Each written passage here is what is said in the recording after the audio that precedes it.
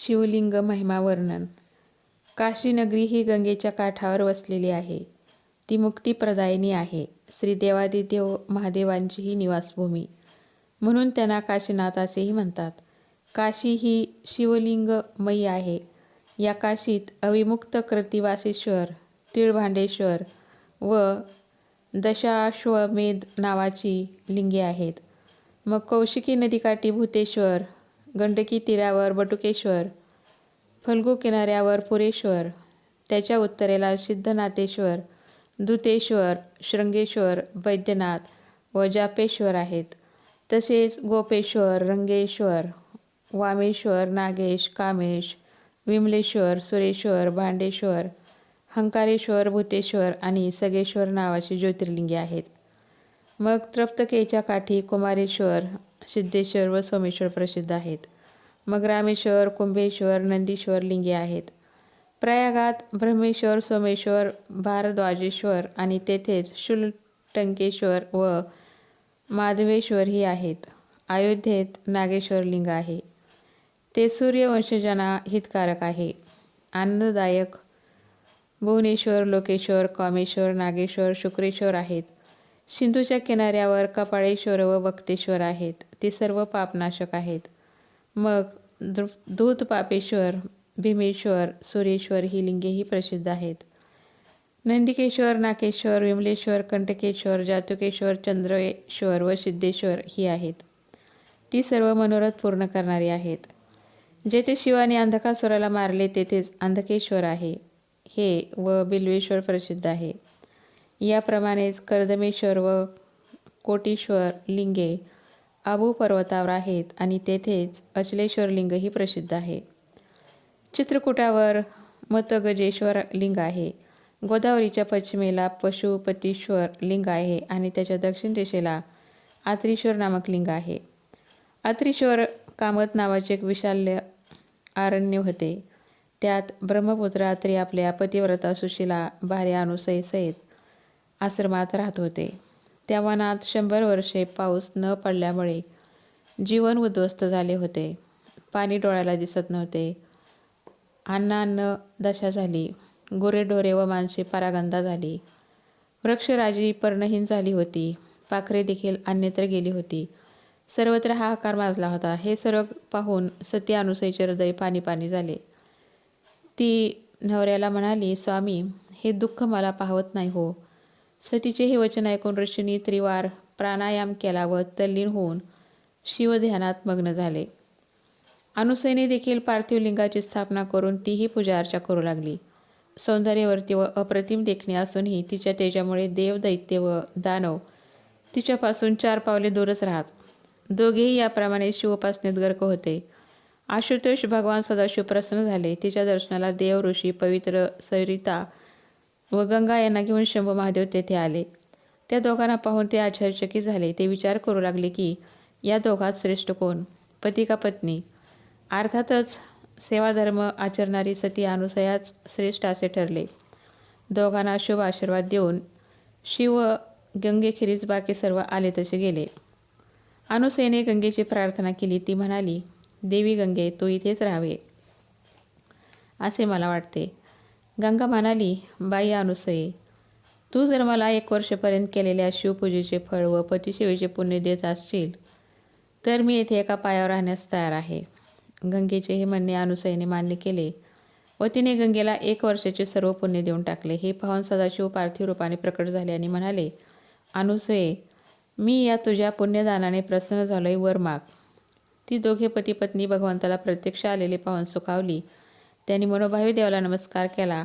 त्यांचे पूजन केले. हात जोडून ती म्हणाली, देवेश्वरा सदाशिवा, जर आपण या गंगामाई आणि आपण दोघेही प्रसन्न आहात तर आपण उभयतांनी या तपोवनातच राहून याचे भाग्य उजळावे. तथास्तु भगवंत बोलले व तेथेच राहिले. तेच आत्रीश्वर या नावाने प्रसिद्ध झाले. गंगा आणि शंकर सदाशिव तेथे राहू लागल्याने त्या तपोवनाचा कायापालट झाला व ते पुन्हा गजबजले. ऋषिका नावाच्या ब्राह्मणीची कथा. ऋषिका नावाची एक ब्राह्मणी होती. तिचे आईबापही ब्राह्मण होते. तिचा विवाहही विप्र वराशीत झाला होता. ती सद्वर्तनी व धार्मिक होती. गत जन्मातील काही दोषामुळे ती बालपणीच विधवा झाली होती. तेव्हा ब्रह्मचर्य व्रताने राहून महादेवाची पार्थिव पूजा करून अत्यंत कठोर तपती करू लागली. असे तप चालू असताना मुडासुराचे लक्ष तिच्याकडे गेले. हा मूळ दैत्य अत्यंत दुष्ट, पराक्रमी व बलवान होता. मायावीही होता. तिला पाहून तो काममोहित होताना तिच्या समीप जाऊन कामचेष्टा करू लागला. पण त्याचा तिच्यावर काहीच परिणाम झाला नाही. ती ध्यानमग्न रतीवरही चढली नाही. ही तिची शांतता पाहून तो चिडला. तिने आर्त स्वराने सदाशिवास हाक मारली. भक्तवत्सल शरणागताची लाज राखण्यासाठी, सदाचाराची प्रतिष्ठा वाढविण्यासाठी व दुष्टाला दंड करण्यासाठी सदाशिव प्रकट झाले आणि त्यांनी त्या मुडासुराला जाळून तिचे भस्म केले व ऋषिकेला म्हणाले, वर माग. ती हात जोडून म्हणाली, हे पार्वती रमणा, तू दीनवत्सल व दीनबंधू आहेस. दुष्टाला मारून माझी लाज राखलीस. देवा, मला तुझ्या चरणाजवळ स्थान दे आणि भगवंता सदाशिवा, तूही इथेच राहा. सदाशिव म्हणाले, तथास्तु.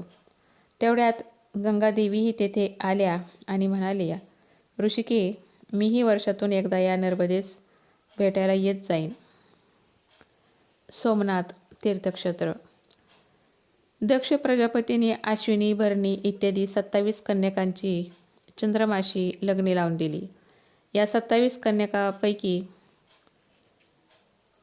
चंद्रमाची अत्यंत आवडती अशी एकच बायको होती. तिचे नाव रोहिणी. रोहिणी वाचून त्याला चैन पडत नसे, करमत नसे. ती देखील त्याला आपल्या डोळ्यातील काजळाप्रमाणे जपे. ती नेहमी त्याच्या दृष्टीच्या टप्प्यात राहत असे. इतर तिच्या सवतींना दुःख होई. एक दिवस त्या आपल्या पिता दक्षाकडे गेल्या. आपली दुर्दशा त्यांनी दक्ष राजाला सांगितली. त्याला अत्यंत वाईट वाटले. जावई बापूंना 2 उपदेशाच्या गोष्टी सांगून त्यांनी मुलींना परत सासरी पाठवून दिले. चंद्राचे रोहिणीबद्दलचे प्रेम व आसक्तीत इतकिंचितही फरक पडला नाही. उलट ते वाढतच गेले. पुन्हा मुली बापाकडे धावल्या.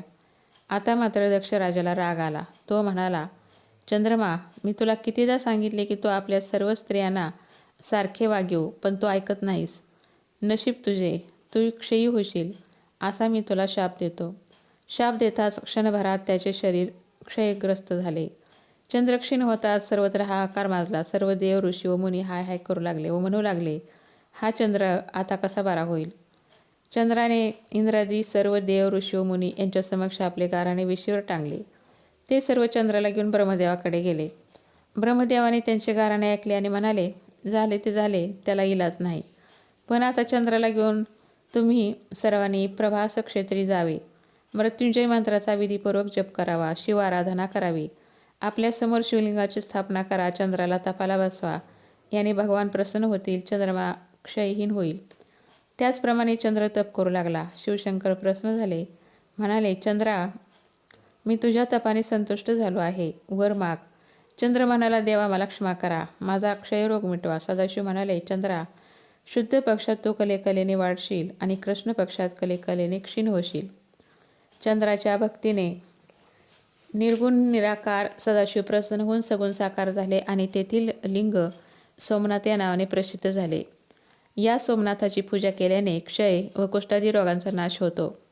देवाने तेथेच सोमकुंडाची स्थापना केली, ज्याच्यात भगवान शिव व ब्रह्मदेव वास करतात. येथेच पापनाशन नावाचे चंद्रकुंड आहे. या कुंडात 6 महिने स्नान केल्याने असाध्य रोगही बरे होतात.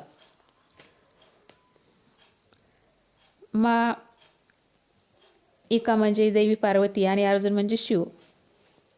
मल्लिकार्जुन म्हणजे शिव पार्वती यांच्या उत्पत्तीची कथा पुढील प्रमाणे आहे. शिव पार्वतीला 2 पुत्र, एक स्कंद व दुसरा गणपती.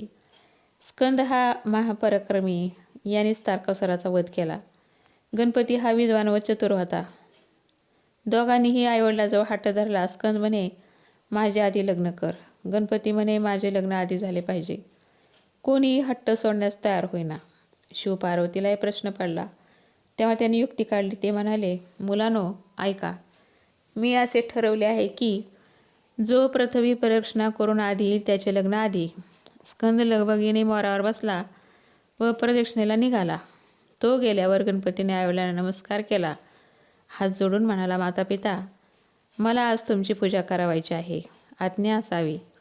त्यांनी हो म्हटल्यावर गणपतीने मोठ्या भक्तिभावाने प्रेमादरपूर्वक षोडशोपचाराने पूजा केली व प्रदक्षिणा घातली. भगवान प्रसन्न झाले. हात जोडून तो म्हणाला, पिताजी, माझे लग्न केव्हा करता? भगवान म्हणाले, जा, पृथ्वी प्रदक्षिणा करून ये. गणपती म्हणाला, पिताजी, मी पृथ्वी प्रदक्षिणा करूनच आलो आहे. माता पित्यांना प्रदक्षिणा केली की पृथ्वी प्रदक्षिणा केली असे शास्त्रवचन आहे. गणपतीचे लग्न झाले, त्याला अपत्यही झाले, तेव्हा स्कंद पृथ्वी प्रदक्षिणा करून परत आला.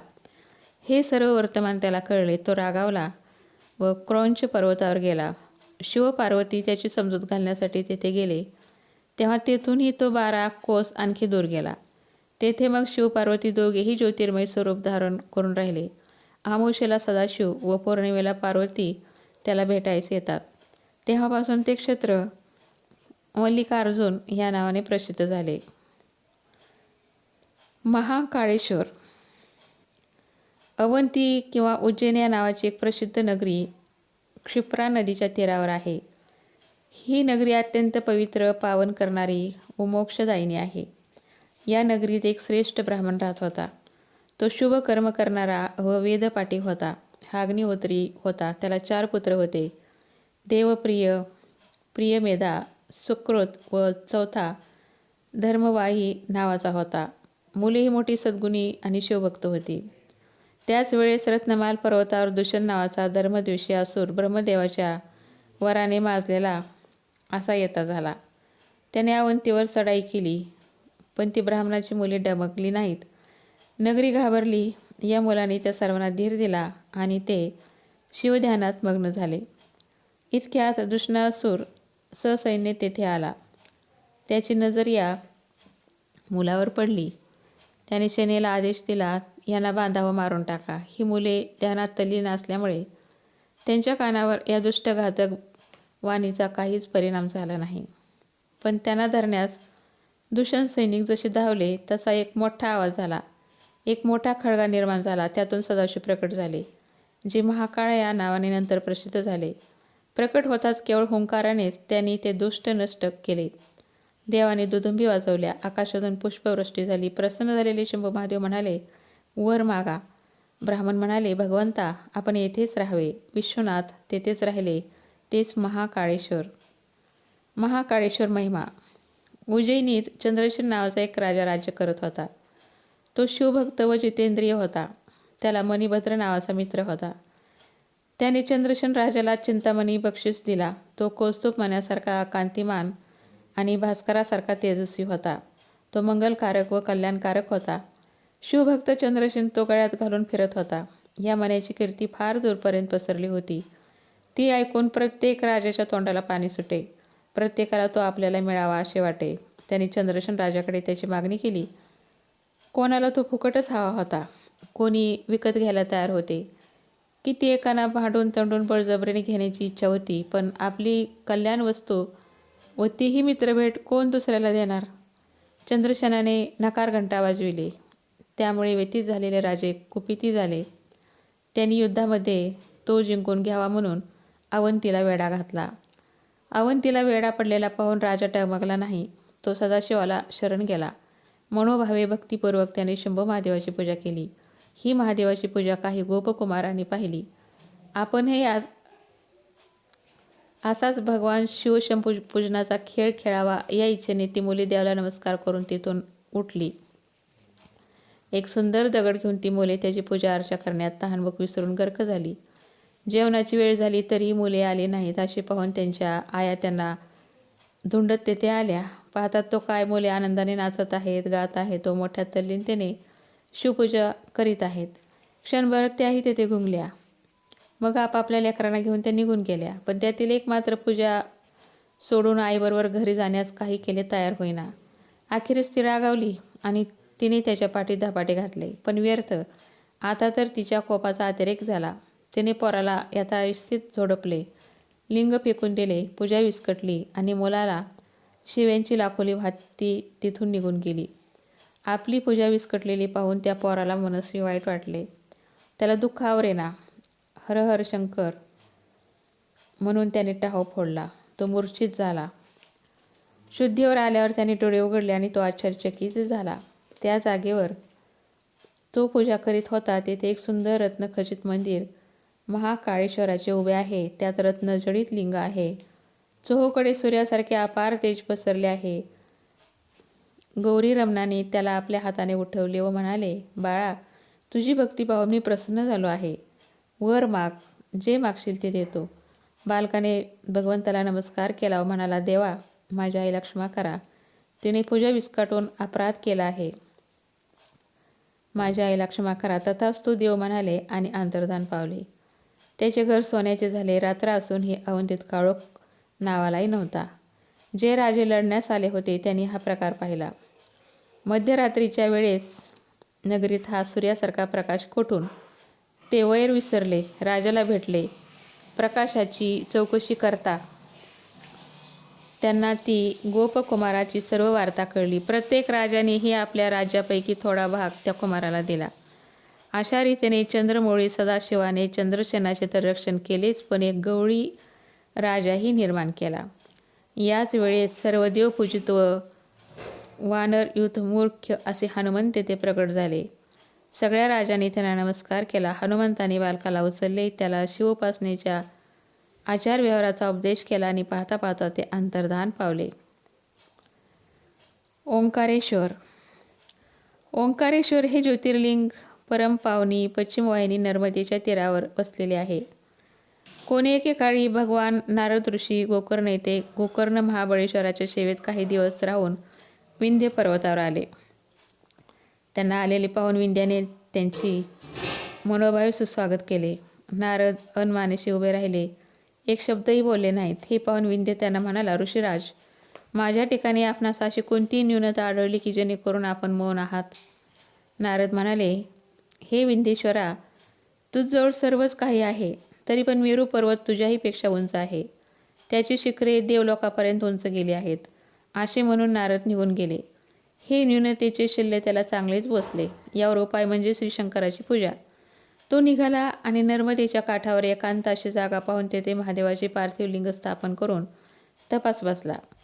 6 महिनेपर्यंत निरंतर शंभूदेवाच्या आराधनेत मग्न होऊन तो आसनावरून उठला देखील नाही. या तपश्चर्येने आशुतोष पार्वतीपती प्रसन्न झाले. त्यांनी विंध्याचलाला ते रूप दाखविले जे योगीजनांनाही कधी पाहण्यास मिळत नाही. म्हणाले, पर्वतराजा, वर माग. त्याच वेळेस तेथे ऋषी मुनी आले. त्यांनी भगवंताचे पूजन केले. नंतर म्हणाले, देवा, येथेच राहा. देव म्हणाले, तथास्तु. त्याच वेळी ज्या लिंगाची त्यांनी पूजा केली त्याची 2 रूपे झाली. ज्यात सदाशिव होते त्या प्रणवलिंगाला ओंकारेश्वर म्हणू लागले. पार्थिव लिंगात जे परमेश्वर होते त्यांना अमलेश्वर हे नाव मिळाले. दोन्ही लिंगे अभीष्टदाती आहेत. यांच्या पूजनाने पुनर्जन्म प्राप्त होत नाही. विष्णू भगवंताचे नरनारायण म्हणून जे 2 अवतार आहेत आणि ते भारतवर्षातील बद्रिका आश्रमात तप करीत आहेत, त्या दोघांनी पार्थिव लिंग तयार करून सदाशिवला प्रार्थना केली. ते म्हणाले, देवा, या लिंगाची आम्ही जी पूजा करू ती आपण ग्रहण करावी व येथेच राहावे. त्या दोघांच्या विनंतीवरून महादेव स्वतः हिमालयाच्या त्या केदार तीर्थात ज्योतिर्लिंग रूपात राहते झाले. केदारेश्वराच्या पूजनाने स्वप्नात सुद्धा दुःख होत नाही. केदारनाथाची पूजा केल्याने, तेथील पाणी प्यायल्याने मनुष्य पुन्हा जन्माला येत नाही. भीम नावाचा एक महापराक्रमी दैत्य होऊन गेला. हा कुंभकर्ण व कर्कटीचा मुलगा. हा सह्य पर्वतावर राहत असे. तो धर्माचा विध्वंस आणि प्राणीमात्रांना फार उपद्रव देत असे. एकदा त्याने आपल्या मातेला पिता कुठे आहेत म्हणून विचारले. कर्कटी म्हणाली, पुत्रा, रावणाचा धाकटा भाऊ कुंभकर्ण, त्याला आपल्या भावासकट रामाने मारले आहे. माझ्या मातेचे नाव पुष्कशी व पित्याचे नाव कर्कट. अगस्त्य ऋषीचा शिष्य सुतीक्ष्ण त्याला भक्षण करण्यासाठी माझे मातापिता गेले असता त्यांचे भस्म झाले. तेव्हापासून मी एकटीच राहते. रावणाचा धाकटा भाऊ कुंभकर्ण एकदा तेथे आला असता त्याने माझ्यावर अतिप्रसंग केला. तो निघून गेला. त्यानंतर तुझा जन्म झालेला आहे. मातेची कथा ऐकून व्यथित झालेला आणि त्याला राग आला.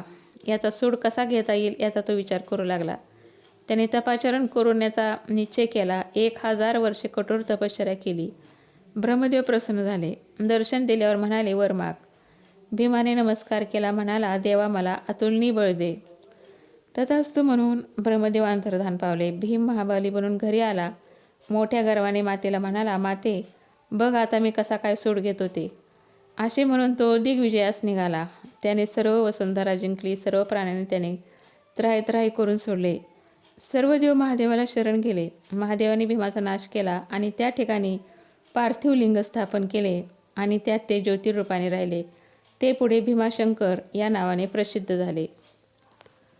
या जगात जे जे दृश्यमान आहे ते सर्व चिदानंद स्वरूप निर्विकार असे सनातन ब्रह्मरूप आहे.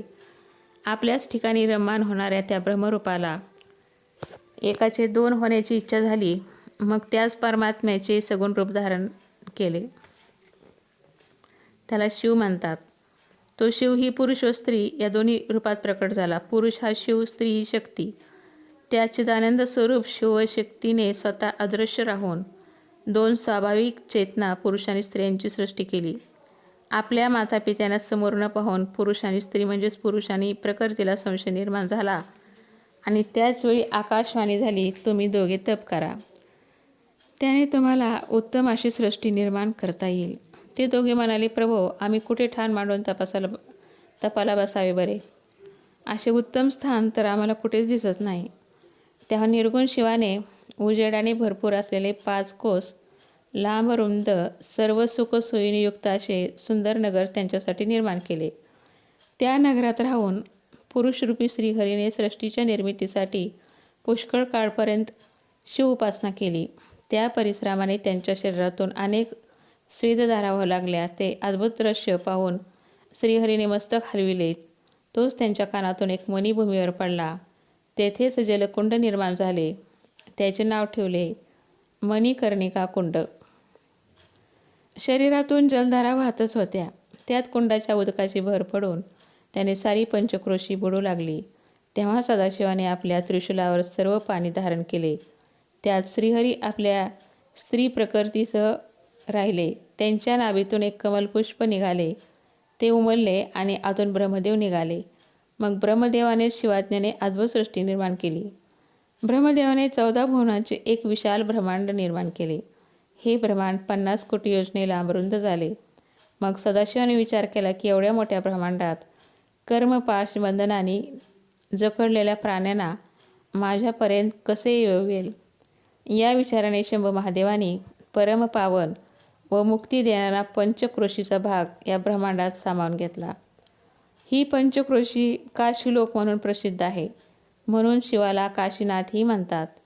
ही काशी कल्याणदायिनी, ज्ञानदात्री, मोक्षदा व कर्मबंधनाचा नाश करणारी आहे. ती शिवप्रिय आहे. या नगरीत अविमुक्त लिंगाची स्थापना स्वतः सदाशिवाने केलेली आहे. ब्रह्मदेवाचा एक दिवस पूर्ण झाला की जगात प्रलय होत असतो. तरीही प्रलयाची मात्रा काशीवर चालत नाही. काशी ही अविनाशी आहे. प्रलय आला की सदाशिव त्रिशूलावर काशीलोकाला उचलून धरतो आणि ब्रह्मदेवाने पुन्हा सृष्टी निर्माण केली की त्यात ठेवून देतो. महापातकी असला तरी त्याचा येथे उद्धार होतो. याच काशी क्षेत्रात फक्त जीवाला सायुज्य मुक्ती प्राप्त होते आणि केवळ जीवांच्याच उद्धारासाठी काशीनाथ काशीत ठाण मांडून बसलेले आहेत. ब्रह्मगिरीवर कोणी एकेकाळी गौतम व अहिल्या नावाचे एक दाम्पत्य राहत होते.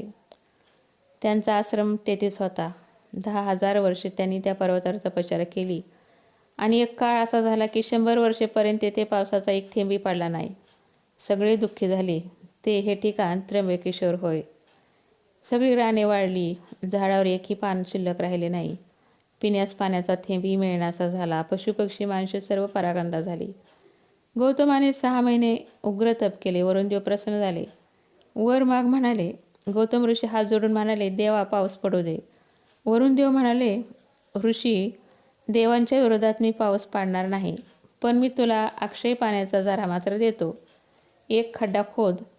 त्याप्रमाणे गौतमाने एक खड्डा खोदला आणि वरुणाने तो पाण्याने भरून दिला आणि आशीर्वाद दिला. नंतर तो अंतर्धान पावला.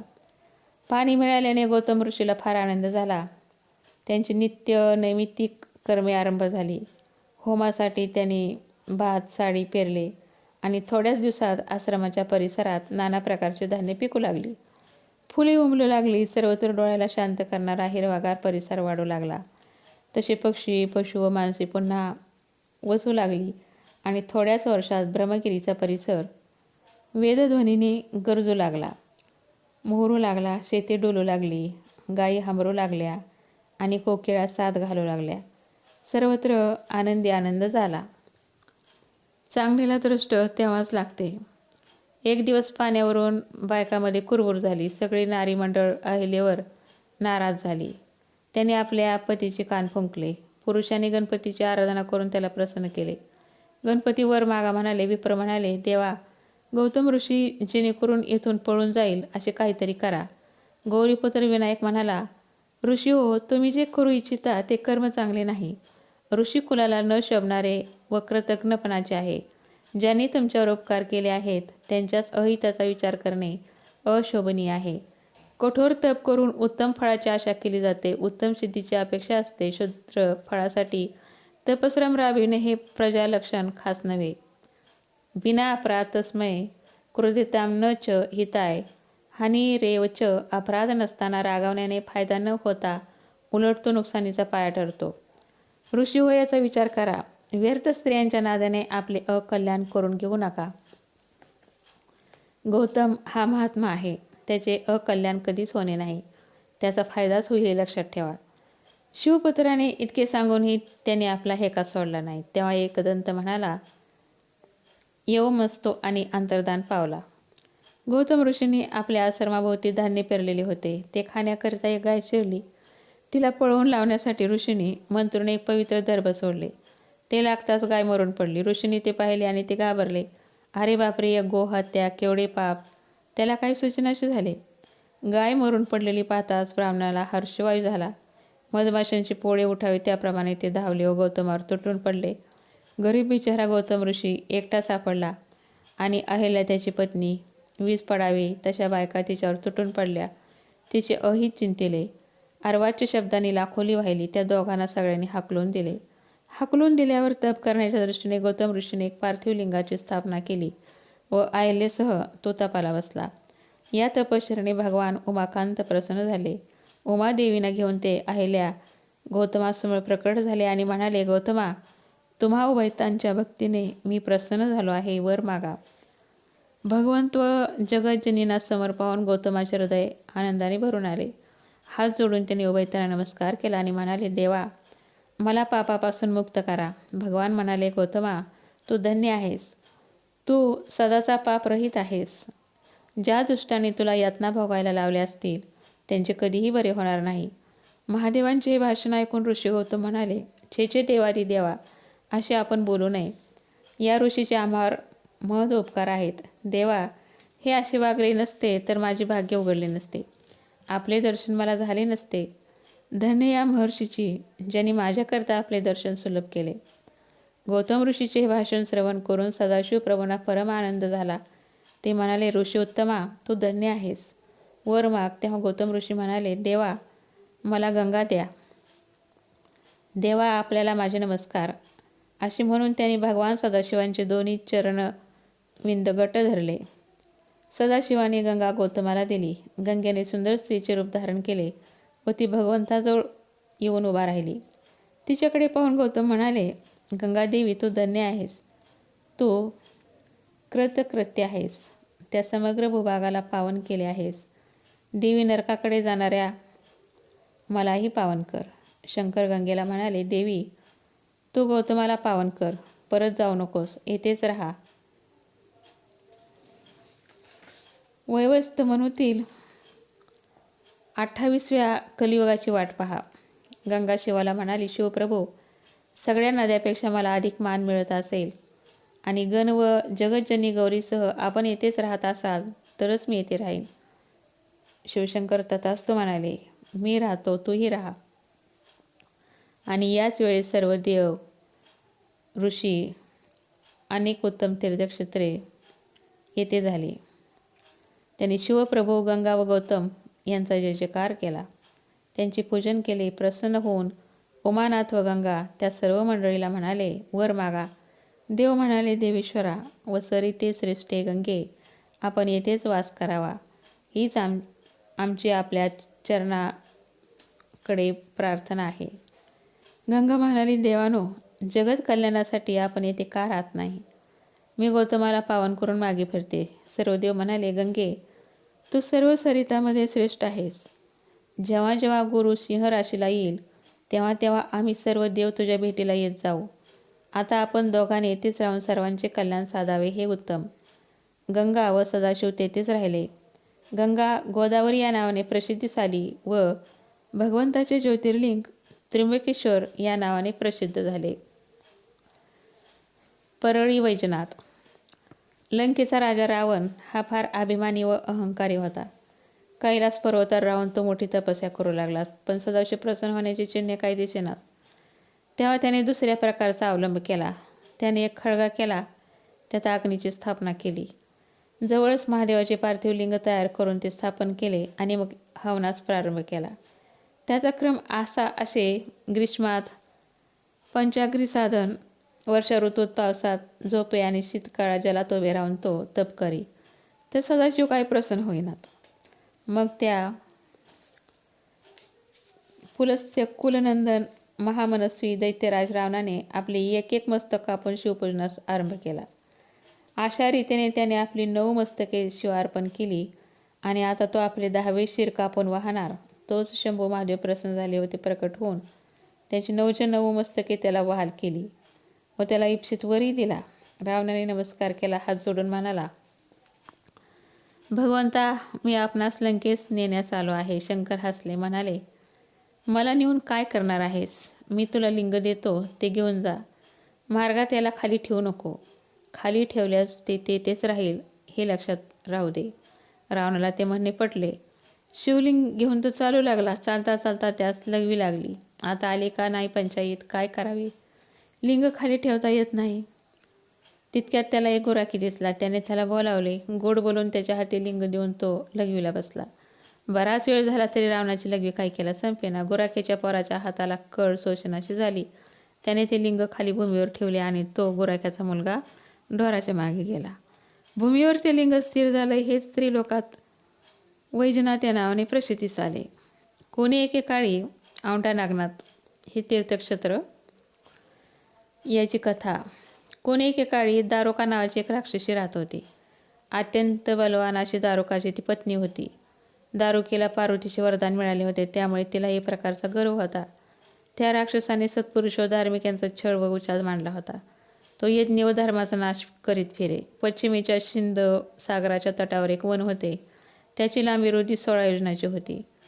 ते सर्व वन समृद्धीने युक्त होते. दारुका आपल्या विलासासाठी ज्या ज्या ठिकाणी जाई त्या त्या ठिकाणी ते वन देखील भूमी, वृक्ष इत्यादी सर्व साहित्यासह जात असे. हे वन देवी पार्वतीचे होते. दारुकेला त्याच्या देखरेखीसाठी ठेवले होते. दारुक पती पत्नी स्वच्छंदपणे तेथे राहत. त्यांचा खूप दरारा होता. त्यांच्यापासून पीडित झालेले लोक एकदा महर्षी औरवाला शरण आले. त्यांनी इत्यंभूत व्रतान त्यांना कथन केला. शरणागताच्या रक्षणासाठी औरवाने राक्षसांना शाप दिला की हे राक्षस जर पृथ्वीवर प्राण्यांची हिंसा व यज्ञांचा विध्वंस करतील तर ते आपला प्राण गमावून बसतील. देवांना जेव्हा हे माहीत झाले तेव्हा त्यांनी राक्षसावर चढाई केली. राक्षस घाबरले. त्यांच्या आत पुढे एक मोठी समस्या निर्माण झाली. देवांना मारावे तर ऋषी शापाने मारावे लागणार आणि नाही मारू म्हटले तर भीक मागावी लागणार. इकडे आड तिकडे वीर, काय करावे? भवानी पार्वतीच्या कृपाप्रसादाने तिला ते वन वाटेल तिकडे हलवता येत असे. तिने आपले सगळे वन उचलले आणि समुद्रात जाऊन बसली. आता ते निर्भय झाले व समुद्रात राहून उपद्रव द्यायला लागले. एकदा पुष्कळशा नौका तिकडून जात असता राक्षसांनी त्या धरल्या आणि त्यातील सर्व माणसांच्या हातापायात बेड्या ठोकून त्यांना कारागृहात बंद करून टाकले. त्यांचे लेक त्यांचा नेता होता. तो व्यापारी होता. त्याचे नाव सुप्रिय. सुप्रिय हा सदाचारी, भस्म रुद्राक्षधारी व परम शिवभक्त होता. शिवपूजा झाल्याशिवाय तो तोंडात पाण्याचा थेंबही टाकत नसे. त्याने सगळ्यांना शंकर भक्तीची दीक्षा दिली. मंत्र व पूजा पण शिकविली. पण सगळेच ओम नमः शिवाय मंत्र जपू लागले. दारुक राक्षसाला जेव्हा हे वर्तमान समजले तेव्हा त्याने येऊन सुप्रियाला धमकावले. दारुकाचे राक्षस त्याला मारण्यास धावले. सुप्रियाने शंकराचा धावा केला आणि शंकर कारागृहाच्या विवरातून बाहेर आले. त्याचबरोबर एक 4 खांबी मंदिरही प्रकट झाले. त्याच्या मध्यभागी अद्भुत ज्योतिर्मय शिवलिंग प्रकाशाने झगमगत होते. त्याचबरोबर सगळा शिवपरिवारही उपस्थित होता. सुप्रियाने दर्शन घेतले व भावभक्तीने पूजनही केले. त्यामुळे शंभू महादेव परमप्रसन्न झाले. आपल्या पाशुपत अस्त्राने त्यांनी मुख्य राक्षसांना त्यांच्या सारे शस्त्रे व सेवकासह नष्ट केले आणि अशा रीतीने आपल्या भक्ताचे रक्षण केले. त्यांनी वनाला वर दिला की आजपासून या वनात 4 वर्ण धर्माने राहतील.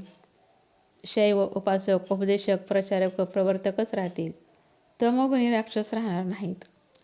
इकडे आपल्या राक्षस कुळाचा हा असा सत्यानाश झालेला पाहून दारुका पार्वती दर्शनाला गेली. स्तुती केल्यावर हात जोडून विनयाने म्हणाले, आई, माझ्या वंशाचे रक्षण कर. देवी म्हणाली, घाबरू नकोस, मी तुझा वंश अवश्य वाचवीन, काळजी करू नकोस. मग उमा महादेवाला म्हणाली, नाथ, आपले म्हणणे योगाशेवटी खरे होईल. तोपर्यंत आमची सृष्टी राहू द्यावी असे मला वाटते. मी सुद्धा तुमचीच आहे ना? माझे बोलणे सत्य करायचे ना? ही राक्षसी दारुका देवी आहे, ही माझी शक्ती आहे. सर्व राक्षसिणीमध्ये ही बलिष्ठ आहे. हिलाच राक्षस राज्याची आपण स्वामिनी करूया का? राक्षसींना जे पुत्र होतील ते याच दारुकवनात राहतील. सदाशिव म्हणाले, प्रिये, तू अशी म्हणतेस तर माझेही म्हणणे ऐक. भक्तपालनासाठी मीही मोठ्या आनंदाने या वनात राहील. जो पुरुष वर्णाश्रम धर्माचे पालन करून येथे राहील व माझे दर्शन घेईल तो चक्रवर्ती राजा होईल. कलियुगाच्या शेवटी व सत्ययुगाच्या प्रारंभी महासेन राजाचा पुत्र वीरसेन हा राजांचा राजा होईल. तो माझा परमभक्त होईल. तो मोठा पराक्रमी होईल. येथे येऊन तो माझे दर्शन घेईल आणि दर्शन घेताच तो चक्रवर्ती सम्राट होईल. ते ज्योतिर्मय लिंग नागेश्वर म्हणून प्रसिद्ध झाले. आता रामेश्वर ज्योतिर्लिंगाची कथा पाहू. हे ज्योतिर्लिंग पहिले कुठे प्रकट झाले? श्री दाशरथी रामाच्या वनवास कालखंडातील ही गोष्ट आहे. रावणाने सीतेला पळविले होते. राम वनात तिचा शोध घेत होता. सीते असा आक्रोश करीत राम वनवन फिरत होते. शोध लागला. सीता लंकेत रावणाच्या कैदेत आहे. 18 पद्य वानर सैन्य घेऊन राम सागर तटावर आले. सागराचा तो विस्तीर्ण जलपट पाहून श्रीराम विचार करू लागले की हा सिंधू पार करून रावणाला जिंकायचे कसे. तोच त्यांना तहान लागली. त्यांनी पाणी मागितले. वानराने पाणी आणून दिले. श्रीरामाने पाणी घेतले व ते आता पाणी पिणार. तोच त्यांना आठवण झाली की आपण अजून शंकराचे दर्शन तर घेतलेच नाही. मग पाणी कसे प्यायचे? त्यांनी पाणी तसेच ठेवले. पार्थिव लिंग तयार केले आणि मनोभावे त्यांचे षोडशोपचाराने पूजन केले. नमस्कार केला, आरती केली, नंतर स्तुती केली. शिवशंकर प्रसन्न झाले. श्रीरामाने हात जोडून विनंती केली. ते म्हणाले, देवा गौरी प्रिया, आपण मला सहाय्य केले पाहिजे. आपण सहयोग द्याल तरच माझे कार्य सिद्ध होईल. रावण ही आपला भक्तच आहे. तो अजय आहे. आपल्या वरदानाने तो फारच शेफारला आहे. त्याने त्रिभुवन जिंकले आहे. देवा, मीही आपलाच दास आहे हे लक्षात असू द्या.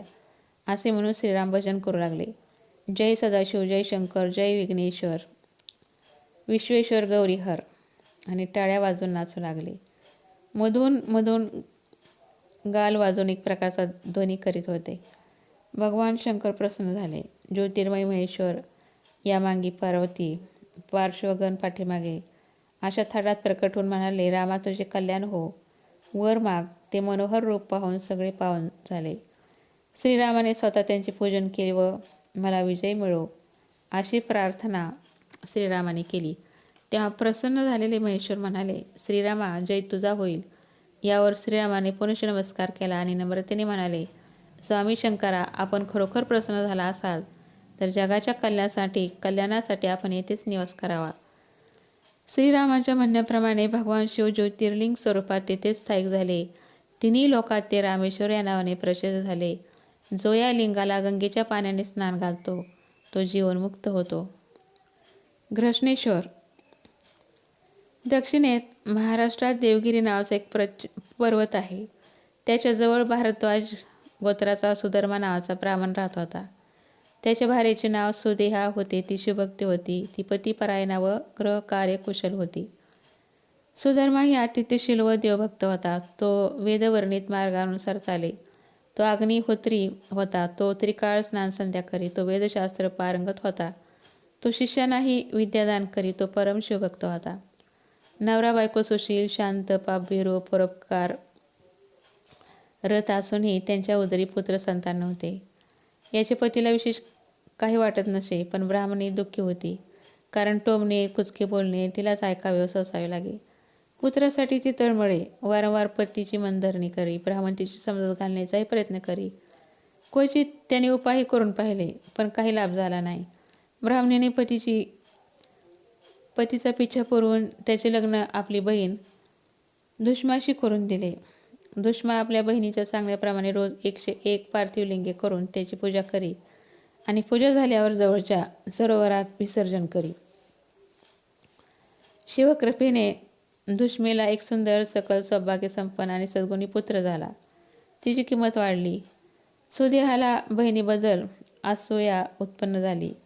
योग्य समयी पुत्रवधू घरात आली. सुदेहा सवती मत्सराने जळू लागली. ती विवेक व बुद्धी भ्रष्ट झाली. एका रात्री संधी साधून मुलाचे तुकडे तुकडे केले आणि ते सर्व त्याच सरोवरात टाकले, ज्यात घुष्मा पार्थिवलिंगे विसर्जन करी. दुसरा दिवस जागा होत होता. नित्याप्रमाणे घुष्मा उठली व कामाला लागली. थोड्या वेळाने सुदेहाही उठले व आनंदाने कामाला लागली. सूर्योदयाच्या सुमारास पुत्रवधू उठली. पती जागे करण्याकरता ती त्याच्या खोलीत गेली आणि किंचाळत बाहेर आली. तिने सासूला सांगितले, तुमचे चिरंजीव अंतरुणात नाहीत. सासू सासरे मौन राहिले. त्यांच्या मुखावर विषादाची यत्किंचितही छाया दिसली नाही. नित्य नियमाप्रमाणे ती दोघे शिवलिंग पूजनात गर्क झाली. सदाशिवानेच पुत्र दिला होता. सदाशिवानेच तो नेला, ज्याचा त्याने नेला. तिचा सदाशिवावर दृढ विश्वास होता. पूजन वगैरे सर्व यथासांग झाल्यावर ती लिंग विसरण्यासाठी सरोवरात गेली. पाहतो तो काय, तिचा पुत्र जिवंत असा सरोवराच्या काठावर उभा आहे. तिने हात जोडून शिवाला प्रणाम केला. तोच ते सगुण रूपाने प्रकट झाले. म्हणाले, पोरी, तुझे कल्याण होईल. त्या तुझ्या दुष्ट सवतीने याला मारले होते. त्या दुष्ट स्त्रीचे कधीही कल्याण होणार नाही. भगवान नाही असे काही बोलू नका. आपले दर्शन झाल्यावर पाप उरतेच कोठे. तिच्या मनाची उदारता व रुजुता पाहून शंभूला परमानंद झाला. प्रसन्न होऊन ते म्हणाले, वर माग. घुष्मा म्हणाली, देवा, प्रसन्न झाला आश्चाद तर लोककल्याणासाठी परिवारासह आपण येथेच वास करावा आणि लिंग माझ्या नावावर प्रसिद्ध व्हावे. तेव्हापासून घृष्णेश्वर या नावाने हे क्षेत्र प्रसिद्ध झाले. शिव उपासनेने श्री विष्णूला सुदर्शन प्राप्ती झाली. फार फार वर्षापूर्वी दैत्य अत्यंत प्रबल होऊन लोकांना त्रास देऊन धर्म बुडवू लागले. देवांनाही त्रास होऊ लागला. तेव्हा ते श्रीहरीकडे गेले. श्रीहरीने सदाशिवाची सहस्त्रनामाने आराधना केली. त्यांनी सहस्त्र कमळे आणली. एक एक नाव घेऊन एक एक कमळ व्हायच्याचा क्रम सुरू झाला. श्रीहरीच्या भक्तीचा बळकटपणा पाहण्यासाठी सदाशिवाने कमळाचे फूल दडवून ठेवले. एका कमळासाठी माधवाने त्रिखंड पृथ्वी पालती घातली, पण फूल मिळाले नाही. शेवटी माधवाने हजाराचे नाव घेऊन आपला डोळा अर्पण केला. तत्काळ सदाशिव प्रभू प्रसन्न झाले व प्रकट होऊन माधवास म्हणाले, वर माग. माधव म्हणाले, कैलासनाथा, तू सर्वांच्या मनीचे जाणतोस. तुमच्या शब्दांचा मान राखण्यासाठी मी वर मागतो.